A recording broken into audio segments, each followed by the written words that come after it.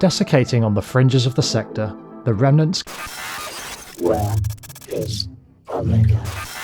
continue their primary directive: control of the fringe worlds, protection of Tri-tachyon assets, and the destruction of any passerby salvager or wandering fleet. If you find yourself out there in the black, pay attention to the warning beacons.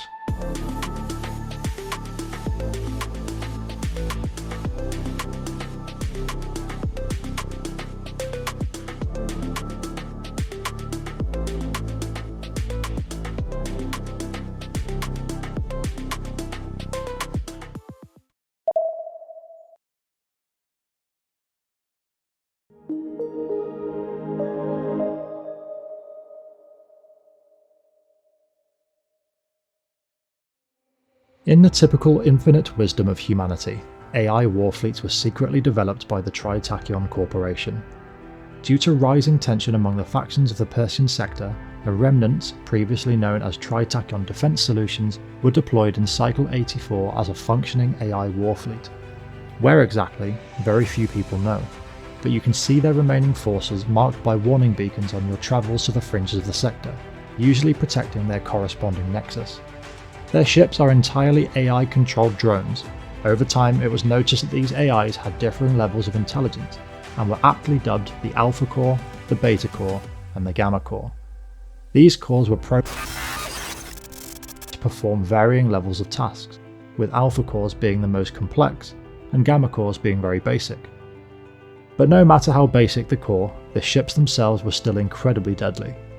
Despite the official claims that the Remnant AI warfleets were destroyed, we have seen different. Entire AI fleets still lurk around the fringe worlds, defending AI nexus tucked away in the shadows of the Persian sector. No one really knows whether the Remnants are thinking, or whether they are simply obeying orders assigned to them a century ago.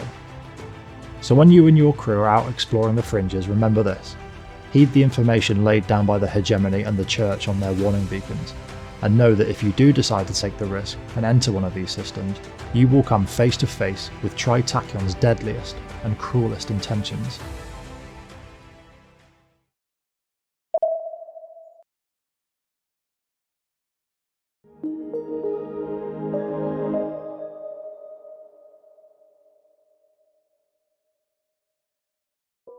These terrifying AI warships were developed by senior scientists within Tri-tachyon. Fast, aggressive, and extremely powerful high-tech warships equipped with state-of-the-art weaponry. Let's take a look at their capabilities. First off, we have the Glimmer. The Glimmer is a small, fast, and aggressive frigate designed to deliver overwhelming fire to its target. With its high-energy focus system, it can decimate some destroyer-sized ships, but if caught off guard, can be destroyed quite easily. Next, the Lumen. The Lumen has a slightly tougher shield than the Glimmer, but sacrifices its medium hardpoint for the benefit. Couple this with its phase skimmer system, the Lumen can provide aggressive disabling of enemy ships. Next up, we have the destroyers, and first off, the Fulgent. The Fulgent is a fairly mobile destroyer that can pack a serious amount of firepower. 2 medium synergy turrets and 1 medium energy hardpoint can see its target assassinated in a very short amount of time. Now we have the Scintilla. The Scintilla is a dedicated drone carrier that supports fleets with fighter swarms and missiles. It can send waves upon waves of fighters with its recall device system, allowing quick restock of fighter ammunition. Next up, we have the cruisers, and first we'll start with the Brilliant. The Brilliant is a powerful cruiser that combines decent shields with extreme firepower. For 25 deployment points, you can deploy a cruiser that can outrange, outspeed, and outgun most cruisers in the same price range. Next up, we have the Apex. The Apex is a heavy cruiser strapped up with devastating firepower and 4 Terminator drones for good measure. Using its built-in energy bolt coherer, the Apex is a frontline cruiser for any Remnant fleet. Finally, we have the Capitals. And first off, we have the Nova. The Nova is simply brutal.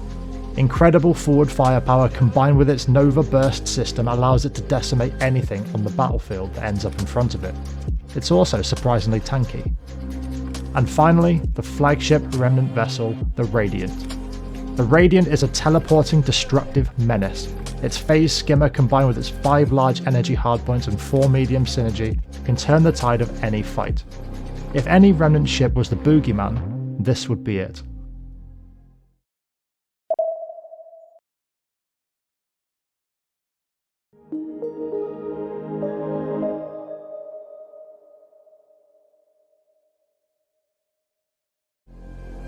Hi all, here we have the Remnant weapons tier list. It's practically the same as Tri-tachyon's tier list, but a little bit different, tweaked for the Remnant ships.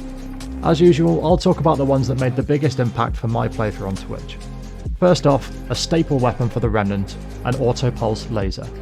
The auto-pulse laser is a rapid-fire heavy energy machine gun. It's designed to pressure and destroy targets at close range. Coupled with expanded magazines, hull mod, the 51 charges loaded in the auto-pulse laser can threaten even the heaviest capital ships. Just be sure you can get in range in time. Next up, we have the Salamander SRM. The Salamander is a purely disabling missile designed with a custom guidance system to hunt for enemy ships' engines, and it has unlimited ammo. While it only deals 100 explosive damage per missile, it does also deal 1,500 EMP damage. While at first it's not obvious, salamanders can be the difference between life and death, especially in large numbers. Now we have the Phase Lance.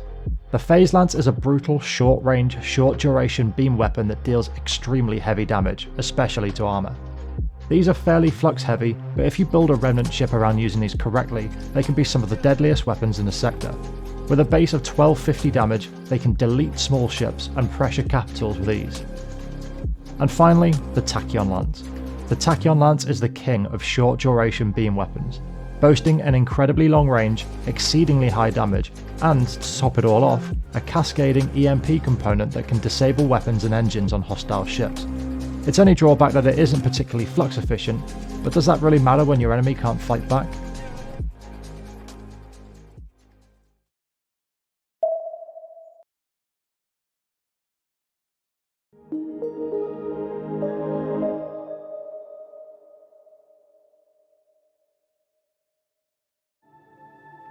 So here we go with the wings. Same idea as the weapons tier list where we're rating these based on how they operate on the Remnant vessels only. These fighters may be S tier for other factions, but B tier for the Remnant, for example. First off, we have the Flash Bomber. The Flash Bomber is a versatile bomber that fires an advanced phase proximity charge. Yep, that's right, a mine that phases out of existence until it's in range of its target and then explodes.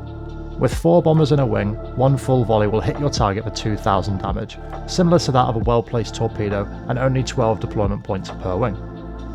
Next, we have the Lux Heavy Fighter. The Lux is armed with an IR laser and decoy flares, designed to be paired with the flash bombers on their bombing run to distract enemy point defense systems and take down small interceptor-style vessels. It has similar survivability to the flash bomber, but it is slightly faster and costs only 10 deployment points for the 4 drones. Lastly, we have the Spark Interceptor. The Spark Interceptor is equipped with a burst PD laser. It's extremely fast, extremely agile, and absolutely decimates any small ships. So much so that it can even pressure cruisers into thinking twice before they attack. The Spark is flexible, manoeuvrable, and fairly powerful, but it gives up its survivability for that extra speed.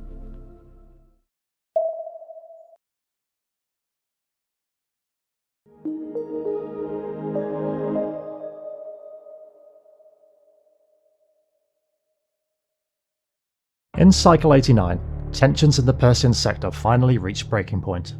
The hegemony, claiming to uphold the laws of the domain, declared war on Tri-tachyon after discovering the illegal development of autonomous AI fleets.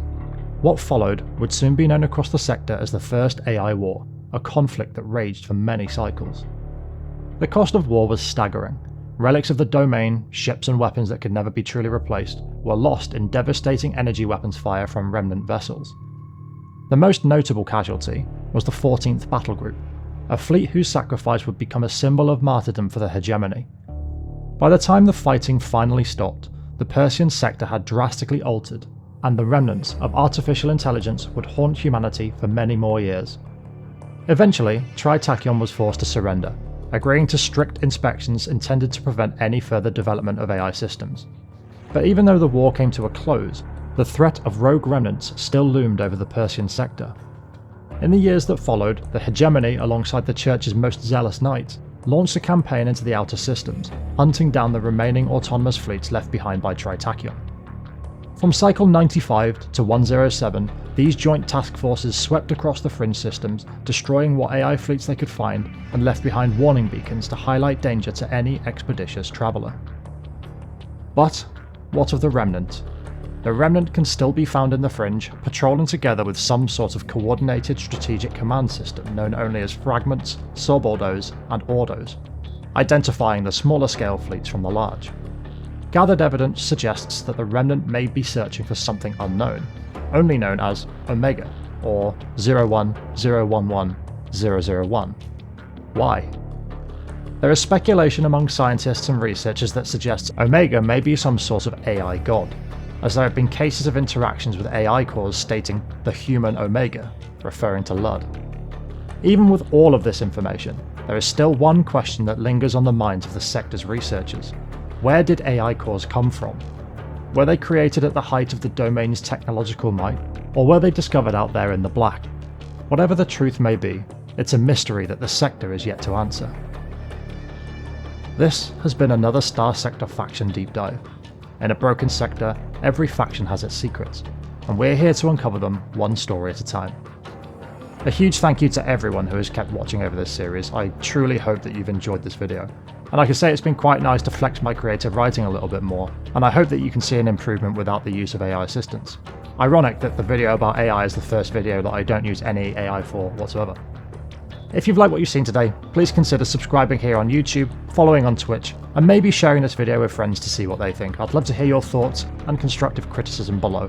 And let me know, what is your scariest experience with a Remnant fleet? Until next time, stay safe, and I'll catch you all in the next one.